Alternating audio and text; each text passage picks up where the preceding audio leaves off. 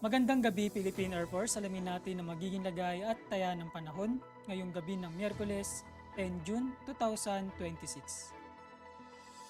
Para sa ating synoptic situation, patuloy na umiiral ang southwest monsoon or hanging habagat na makakaapekto sa western section ng northern Luzon.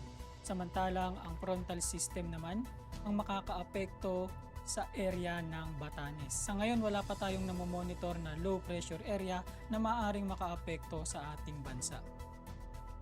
Dahil nga sa dalawang weather system, asahan bukas sa Lawag at Babuyan Group of Islands ang maulap na kalangitan na may kalat-kalat na pag-ulan, pagkidlat at pagtulog.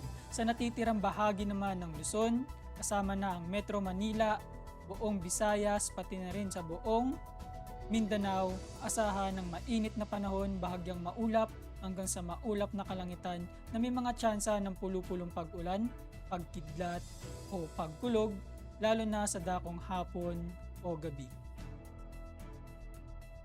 Para sa magiging lagay at taya ng panahon sa loob ng 3 araw, simula Biyernes hanggang Linggo sa Metro Manila, Cavite, Lipa City, Angeles, Puerto Princesa, Kalayaan Islands, Mactan, Zamboanga, at maging sa Davao, asahan ng bahagyang maulap hanggang sa maulap na kalangitan na may mga pulu-pulong pag-ulan, pagkidlat o pagkulog.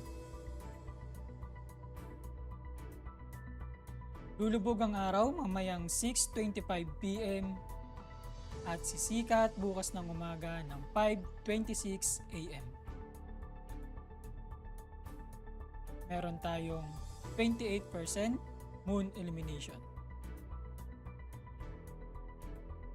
Para manatiling updated sa lagay at taya ng panahon, i-follow lamang ang Air Force Weather Center sa aming social media accounts.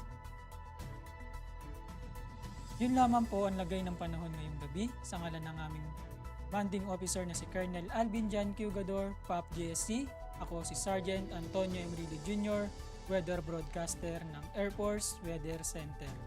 Muli, magandang gabi Philippine Air Force.